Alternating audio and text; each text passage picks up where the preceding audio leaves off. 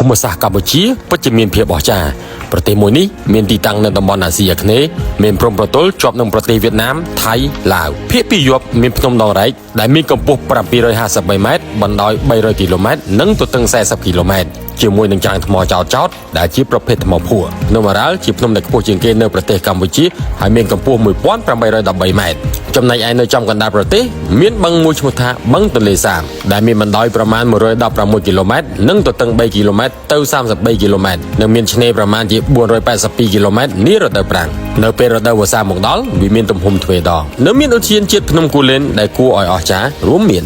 ពឹងតាខុលឹង1000ទឹកជ្រោះព្រះអង្គធំជំរំយុវជនព្រះក្រាលស្រះដំរីប្រាសាទក្របីក្រាបអារាមចិនពឹងត្បាល់ទំនប់ថ្នាលដាច់និងទស្សនាថ្ងៃលិចរីឯឡានប្រជាភ្នំសំពៅគឺមានសត្វប្រជារាប់លានក្បាលដែលបង្កើតបានផ្ទាំងទស្សនីយភាពដ៏អស្ចារ្យមួយនិងមានកន្លែងដ៏អស្ចារ្យជាច្រើនទៀតដែលខ្ញុំមិនបានរៀបរាប់ហើយក៏ជាទឹកដីសវណ្ណភូមិដ៏អស្ចារ្យមួយនៅលើពិភពលោកផងដែរ